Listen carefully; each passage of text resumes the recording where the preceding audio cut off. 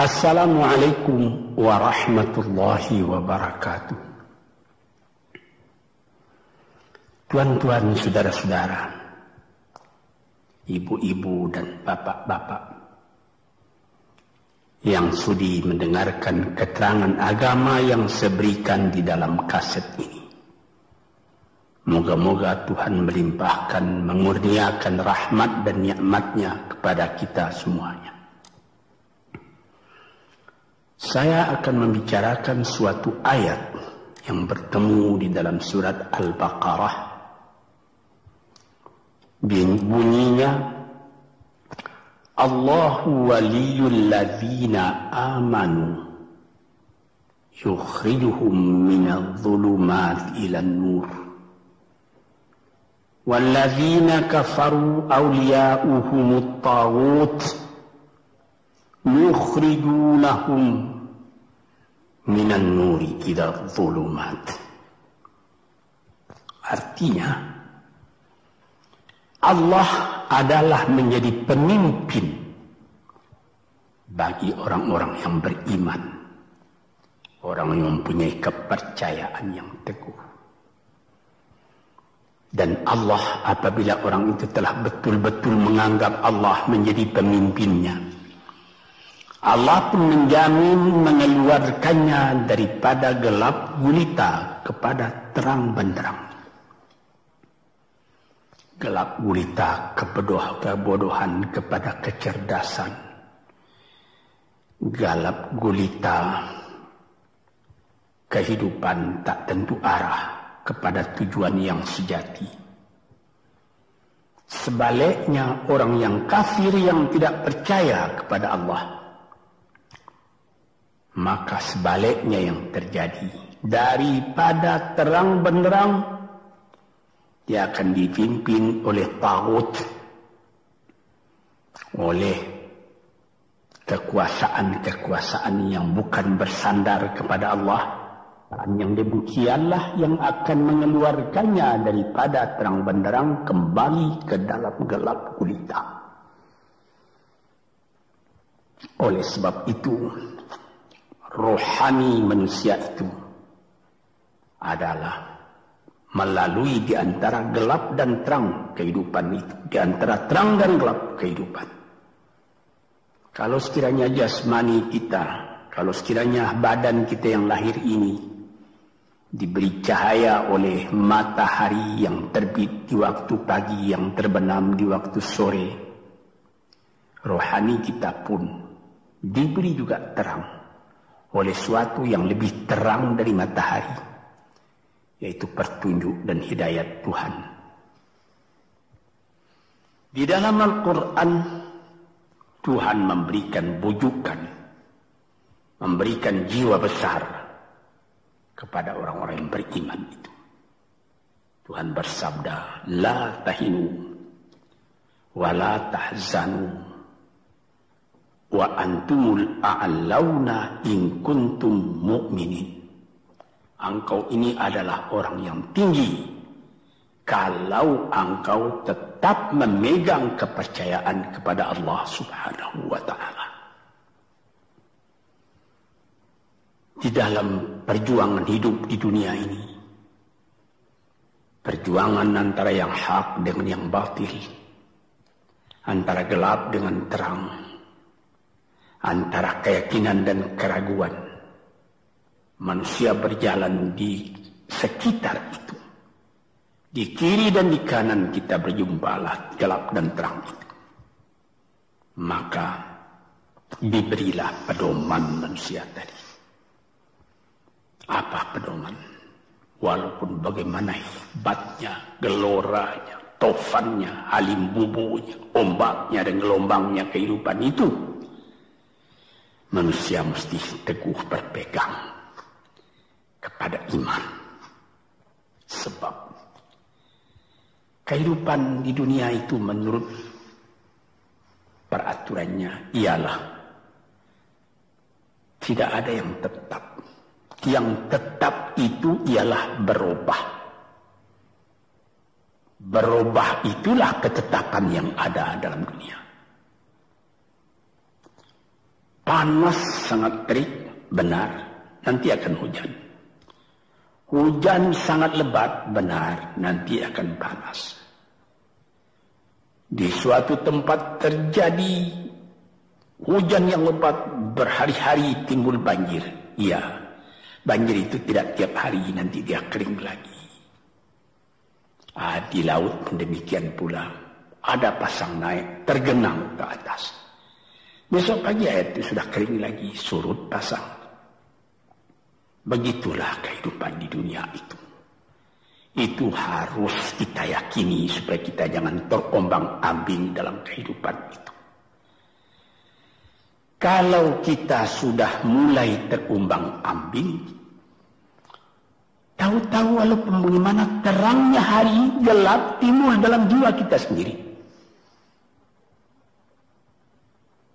Walaupun panas terik, kita berhujan. Hujan oleh keringat kita sendiri. Jadi yang penting di sini menjaga hati itu. Sampai Rasulullah Nabi kita Muhammad SAW, inna fil jasadi mudghatan, di dalam tubuh manusia itu ada suatu bekuan darah. Idza salahat salahal jasadu kulluhu wa idza fasadat fasadal jasadu kulluhu. Kalau ini segumpal daging baik, seluruh badan jadi baik. Kalau dia rusak, seluruh badan jadi rusak. Apakah itu? Hati. Hati. Kendali terletak dalam hati kita. Hati artinya penuh. Bukan saja berarti pada daging, tapi pada hati dari hati, isi dari hati, atau juga akal kita. Sebab itu, maka kalau satu waktu saya pernah mengajarkan doa yang mengandung 8 sifat-sifat lemah menghilangkan kemerdekaan manusia, hari ini saya pun akan mengajarkan doa yang diajarkan juga oleh Nabi. Bagaimana menjaga hati tadi. Di situ dalam doa itu ada tersebut 4 perkara. Apa tersebut? Allahumma inni a'udzubika min qalbin la yakhsha'u wa min ilmin la yanfa'u wa min nafsin la tashba'u wa min du'a illa yusma'u. Jadi 4 perkara. Yang pertama, Allahumma inni a'udzubika min qalbin la yakhsha. Aku sangat berlindung kepada Engkau ya Allah, janganlah sampai terjadi hati saya itu tidak khusyuk lagi. Ini bahaya ini. Mulai bahaya, mengancam kepada manusia. Kalau hatinya tidak khusyuk lagi, hati khusyuk yaitu hati itu tentu jelas tujuannya kepada Allah. Allah menjadi pegangannya. Allah menjadi bentengnya. Allah menjadi ingatannya. Allah menjadi tujuannya. Dan kepada Allah dia kalau sembahyang menghadapkan diri, menghadapkan hati, maka permohonan kita yang pertama kepada Tuhan, ya Tuhanku, janganlah sampai hati saya ini tidak khusyuk lagi. Sebagai orang Islam, kita sembahyang 5 waktu. Di dalam Al-Quran dikatakan sembahyang itu ialah khusyuk, terpadu ingatan kepada Tuhan. Tapi kalau kita sudah, hati itu sudah mulai ditumbuhi penyakit, walaupun sembahyang, mulai sejak Allahu Akbar, pikiran sudah menjalar kepada yang lain. Piutang belum menerima, utang belum terbayar, makanan belum masak, macam-macam lah yang teringat. Padahal kita dalam sembahyang. Ini apa arti sembahyang tadi lagi? Ini sudah mulai berbahaya ini. Banyak orang yang tidak meninggalkan sembahyang, tapi tidak ada bekas dari sembahyang itu kepada kehidupannya. Di dalam sembahyang kita baca inna salati wa nusuki wa mahyaya wa mamati lillahi rabbil alamin. Sesungguhnya sembahyangku dan ibadatku dan hidupku dan matiku sama sekali terserah kepada Allah. Ini dirasakan dalam hati, bukan cuma disebut di dalam mulut. Sebagaimana dikatakan, bukan jadi lip service sebagai seput tangan penggosok-gosok mulut, bukan begitu. Yang dari hati. Kalau sudah dari hati yang khusyuk, ini berbekas kepada kehidupan. Aku tak takut menghadapi segala keadaan dalam hidup sebab hatiku bertali dengan Tuhan. Dari Tuhan aku datang, kepada Tuhan aku akan kembali. Ini namanya hati yang khusyuk. Tapi kalau sekiranya bacaan tetap fasih tapi tidak ada lagi dari hati, melainkan rutin saja. Mayang 5 waktu sehari semalam, tapi tidak merubah kepada perangai, tandanya sembahyang tadi tidak khusyuk. Ini yang pertama kita minta kepada Tuhan. Janganlah sampai kita mempunyai hati yang tidak khusyuk, hati yang tidak teringat kepada Allah. Kalau hati tidak ingat lagi kepada Allah, maka segala pekerjaan yang terlarang sudah ringan saja kita mengerjakan. Menipu, berdusta, membujuk orang lain mengerjakan perbuatan yang salah, mencela, memaki, itu karena tidak ingat kepada Allah, cuma ingat kepada diri sendiri saja. Ini yang pertama. Yang kedua dikatakan wa min ilmin la yanfa'. Dan aku berlindung kepada Engkau ya Allah daripada ilmu yang tidak memberi manfaat. Padahal disebutkan oleh ahli-ahli ilmu yang memberi manfaat itu membawa manusia kepada iman. Al-ilmu yad'u ilal iman. Ilmu itu membawa manusia kepada iman. Sekarang sudah ilmu banyak, tapi tidak membawa kepada iman, melainkan membawa kepada celaka. Sudah maju kepandaian orang, ilmu, pengetahuan orang, teknologi orang, sains orang, knowledge orang, dan segala macamnya. Tapi tidak ada manfaatnya kepada manusia.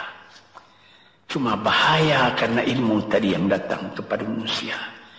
Sebagaimana ilmu manusia di abad ke-20 yang sangat penting, yaitu tentang tenaga atom. Maka timbullah bom atom, bom hidrogen, nuklir. Sehingga manusia diancam sekarang ini oleh bahaya atom itu di mana-mana. Apabila kita lihat di televisi bagaimana mengadakan demonstrasi di Australia, di Jerman Barat, di tempat-tempat yang lain, melihat bagaimana bahaya atom itu kalau terjadi perang dunia yang ketiga. Ya Rabbi ya Karim, bom atom yang jatuh di Hiroshima itu belum ada artinya dibandingkan dengan bom yang sekarang, yang sedang disimpan oleh kerajaan-kerajaan, oleh negara-negara besar untuk menghancurkan. Nah ini ilmu ini. Tetapi ilmu yang membawa bahaya, bukan saja tidak memberi manfaat, bahkan memberi bahaya. Di sini terasa oleh kita bahwa ilmu yang ada itu pun mesti dikembalikan atau dikendalikan oleh iman. Kalau tidak, maka nyawa manusia ini akan dipandang sebagai sampah saja. Dijatuhkan satu bom hidrogen ke dalam kota Jakarta ini, na'udzubillahi min dzalik. Umpamanya dimasukkan ke kota Jakarta ini satu bom hidrogen saja, itu sudah habis penduduk Jakarta yang lebih dari 5 juta ini. La haula wala quwata illa billah. Ini minta kepada Tuhan, ya Allah, majulah ilmu manusia, majulah teknologi manusia, tetapi jangan hendaknya kemajuan itu membawa kepada bahaya. Jangan ilmu pengetahuan itu membawa kepada yang tidak memberi manfaat. Nah, ini doa yang kedua kepada Allah Tuhan sarwa sekalian alam. Yang ketiga disebut lagi, wa min nafsin la tashba'u, dan aku berlindung kepada Allah daripada nafsu, daripada diri, daripada ego, daripada tiap-tiap masing-masing diri ini yang tidak merasa kenyang. Ini juga bahaya besar. Inilah yang menimbulkan penjajahan di dunia. Inilah yang menimbulkan, disebut dalam bahasa Arab, al-ghazwul fikri, penjajahan. Sesudah Perang Dunia Kedua sudah banyak negeri-negeri yang merdeka, tetapi sekarang timbul lagi penjajahan baru. Apa? Penjajahan fikiran. Sehingga bangsa yang merdeka tadi tidak merdeka lagi fikirannya. Dia merdeka di dalam meniru kepada bangsa yang lebih kuat. Itu namanya terjajah juga. Jadi tuan-tuan yang terhormat, apa pangkalnya ini? Daripada nafsu serakah manusia. Nafsu serakah manusia sebagaimana tersebut di dalam hadis. Lau kana libni adama wadiyani min dhahabin labtagha salisan. Wa ma yamla'u jawfubni adama illa turab. Kalau manusia itu mendapat suatu lembah yang penuh dengan kekayaan emas, suatu lembah, dia ingin supaya mendapat satu lembah lagi yang penuh juga dengan emas. Dapat 2 lembah, dia minta 3 lembah lagi yang penuh dengan iman. Nafsu manusia tidak pernah kenyang. Padahal akhirnya kalau dia sudah menutup mata, tidak ada yang akan memenuhi perutnya melainkan tanah. Saya teringat akan cerita yang disampaikan oleh Graf Leo Tolstoy, pujangga Rusia yang terkenal, bahwa orang yang tidak mempunyai nafsu yang kenyang itu, pada suatu hari katanya, ada satu orang kaya mempunyai tanah yang luas. Dia mengatakan kepada orang, boleh tuan-tuan mengambil tanah kepunyaan saya ini, berapa tuan suka, berapa tuan mau.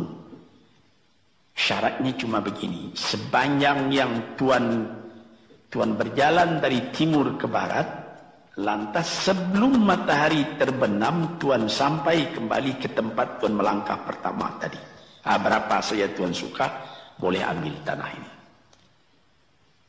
Maka datanglah si tamak tadi. Tuan yang punya asli tanah tadi mengatakan, bawalah bakal, jangan lapar di jalan nanti.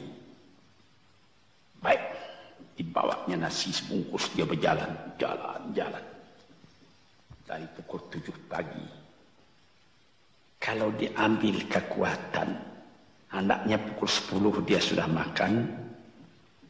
Melangkah lagi beberapa ratus meter atau sekian, nanti boleh kekuatan buat kembali. Sehingga sebelum matahari terbenam, dia sudah sampai ke tempat dia menuju bermula. Tetapi ini orang bernafsu betul, dia minta supaya banyak tanah yang dapat didapatnya.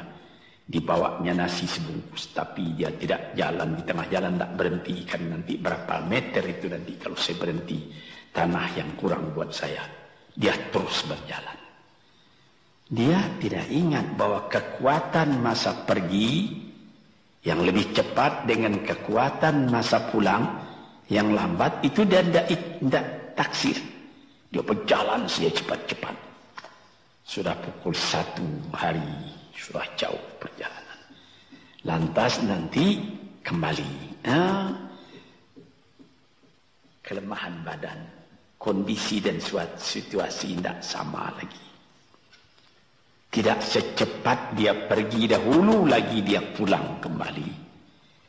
Maka bukan pukul 7 dia sampai, atau pukul 5 sore tadi dia sampai ke tempat dia berjalan bermula, karena dia jalannya sudah lunglai, kaki sudah penat, badan sudah letih.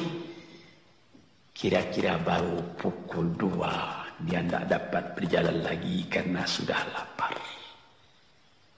Dia coba makan sedikit pun tidak bisa lagi seenak makan yang tadi. Habis makan pun dia berjalan lagi. Pukul 3 dia terhenti. Jauh lagi baru sampai tempat yang pertama. Menurut syarat yang diberikan oleh mempunyai tanah yang pertama, kalau engkau tidak sampai ke tempatmu yang pertama tadi sorenya, tanah ini tidak engkau dapat lagi semua. Memang tidak sampai dia. Pukul 4 dia sudah berhenti berjalan, tidak kuat lagi. Mata sudah gelap. Akhirnya karena terlalu capek, terlalu penat, mati dia di tengah jalan. Berapa dia dapat tanah tadi lagi? Cuma sepanjang badannya untuk kuburannya, yang lain tinggal semua. Ini satu misal yang dibawakan oleh Graf Leo Tolstoy yang sesuai dengan hadis Nabi tadi. Nafsul la tashba. Diri manusia yang tidak pernah merasa kenyang. Kita berkehendak tidak berbatas. Tapi tenaga kita sendiri berbatas. Ini kali tidak difikirkan oleh manusia. Dia punya angan-angan, dia punya macam teori yang dikeluarkan. Dia lupa bahwa nanti tenaganya itu akan terbasas karena sakit, karena lapar, karena tua. Sebagaimana pepatah dari nenek moyang kita, tanda-tanda dikirimkan lebih dulu bahwa kita tidak akan lama lagi di sini. Apa? Rambut, gigi, mata sudah mulai kabur. Uban sudah mulai bertabur. Gigi sudah mulai gugur. Kulit sudah mulai kendur. Kalau mata sudah kabur, uban sudah bertabur, gigi sudah gugur, kulit sudah kendur, sudah 4 perkara. Yang kelima ialah pintu kubur. Nah, ini kerap kali manusia lupa yang demikian. Sebab itu dikatakan, ya Tuhanku, janganlah sampai aku ditumbuhi oleh penyakit nafsu yang tidak mau kenyang-kenyang itu. Nah ini, kemudian itu timbul lagi doa yang keempat. Disebutkan di situ, wa min du'a illa yusma'. Ini lebih berbahaya lagi. Ini sudah puncak dari bahaya. Apa artinya? Dan aku berlindung kepada Engkau ya Allah daripada doa yang tidak didengar lagi. La ilaha illallah. Mendoa, ya Allah, kasih aku ini, kasih aku kesempatan, tapi tidak didengar lagi. Tuan-tuan, para pendengar kaset yang tercinta, ada tersebut dalam hadis Nabi, wa malbasuhu haram, wa mashrabuhu haram, wa ghudhiya bil haram. Ya Rab, fana yustajab lah. Ash'asa, aghbara. Badan sudah penuh dengan kotoran, penuh debu. Yang mudu ilaihi ila sama, menadahkan tangan keduanya ke langit. Ya Rabbu, ya Rabbu, ya Tuhanku, tolong aku, ya Allah, bela aku. Padahal yang dimakan haram, yang diminum haram, dibesarkan dengan yang haram. Fana yustajabulah. Dengan jalan apa Allah Ta'ala akan mengabulkan doa itu? Badan kotor menghadap kepada yang bersih, meminta diberi kebersihan. Bagaimana caranya? Tuan-tuan yang terhormat, pernah dalam Quran Tuhan mengatakan, la yanzuru ilaihi wa la yukallimuhum Allah wa la yanzuru ilaihi. Allah tak mau mengajak dia bercakap dan Allah tidak memandang kepada dia. Saya sendiri dengan segala kerendahan hati mengatakan bagaimana beratnya kita bertemu dengan seorang orang besar. Lalu dia mengulurkan tangan kepada kita. Tapi mata kita tidak dilihatnya. Sengsara rasanya. Bagaimana dengan Tuhan kalau Tuhan tak mau melihat kita? Nah, sebab itu para pembaca, pendengar kaset yang tercinta, berdoalah kepada Tuhan supaya hati kita selalu terbuka. Jangan sampai kita mempunyai hati yang tidak khusyuk, ilmu yang tidak memberi manfaat, jiwa yang tidak pernah kenyang, dan doa yang tidak didengar. Ya Allah, dengarkan doa kami dan tunjukkan kepada kami jalan yang benar dan beri kami terang dalam kehidupan ini. Yang keempat ialah wa min du'a illa yusma. Dan aku berlindung kepada Engkau ya Allah, jangan sampai doaku tidak terdengar, tidak didengar oleh Tuhan. Sebagaimana kita tahu, doa itu adalah mukhul ibadah, tulang sumsum daripada ibadat kita sendiri kepada Tuhan. Segala perbuatan kita patrikan dengan doa, dengan harapan mudah-mudahan diizinkan oleh Allah. Disampaikan maksud kita, macam-macam yang kita minta kepada Tuhan. Tapi kalau doa itu sudah tak diperdulikan lagi oleh Tuhan, apa celaka kita, apa daya kita, apa upaya kita? Di sini kita melihat apa sebab maka doa tidak didengar oleh Tuhan, tidak diperkenankan oleh Tuhan. Tentu saja bukan dari salah Tuhan, melainkan dari salah kita sendiri. Di dalam Al-Quran dikatakan, Iyyaka na'budu wa iyyaka nasta'in.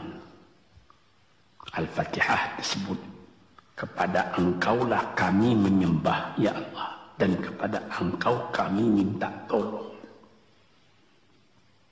Tapi dengan tidak sadar, kerap kali kita berbuat terbalik. Iyyaka nasta'in wa iyyaka na'budu, kepada Engkau kami minta tolong, lalu kepada Engkau kami menyembah. Minta tolong dulu baru menyembah. Minta tolong banyak-banyak tapi terima kasih tidak ada. Tentu saja tidak didengar oleh Tuhan. Di dalam satu hadis tersebut,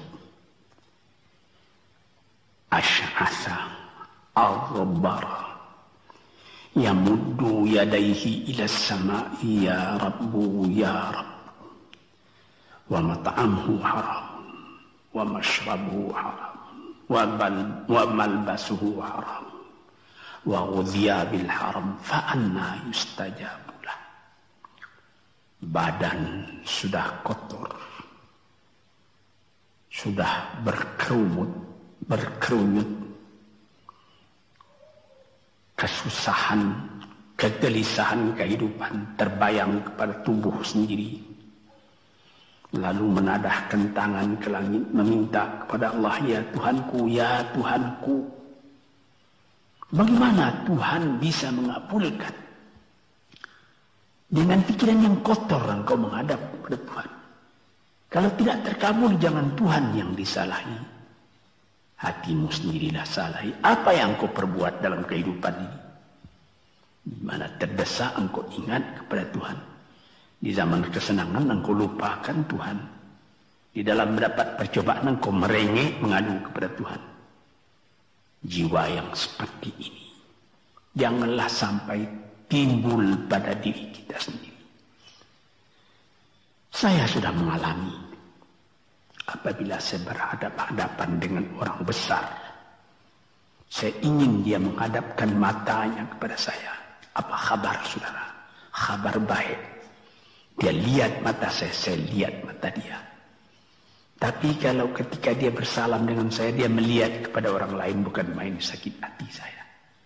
Apa salah saya maka dia begitu? Mengapa tidak saya yang dipandang? Sedangkan dengan sesama manusia lagi begitu perasaan kita. Bagaimana dengan Tuhan? La yanzuru ilaihim wa la yukallimuhum. Allah tidak memandang sebelah mata kepada Allah, kepada kita. Allah tak mau bercakap dengan kita sepatah pun. Langit mana tempat kita bernaung, bumi mana tempat kita berpijak kalau sudah demikian keadaannya. Nah, ini yang dijaga tuan-tuan yang terhormat dalam doa keempatnya itu. Hati janganlah sampai tidak khusyuk, ilmu janganlah sampai tidak memberi manfaat. Nafsu janganlah sampai tidak kenyang.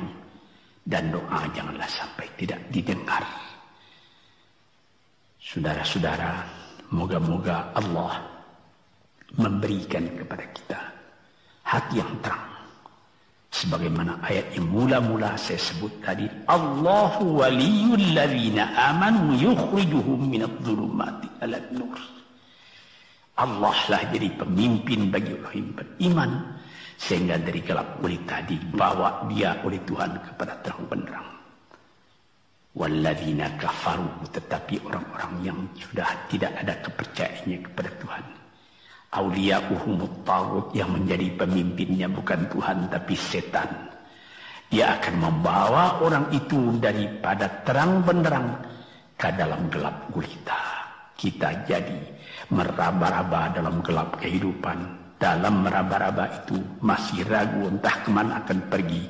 Maut pun datang. Gelap selalu. Di dunia gelap, di akhirat pun gelap. Na'udzubillah min dzalik. Hadirin yang terhormat, para peminat kaset ini, moga-moga semuanya ini menjadi kenang-kenangan kepada Tuhan di dalam perjalanan yang jauh, di dalam keistirahatan hidup, sehingga mendapat ketetapan hati dan tumakninah. Assalamualaikum warahmatullahi wabarakatuh.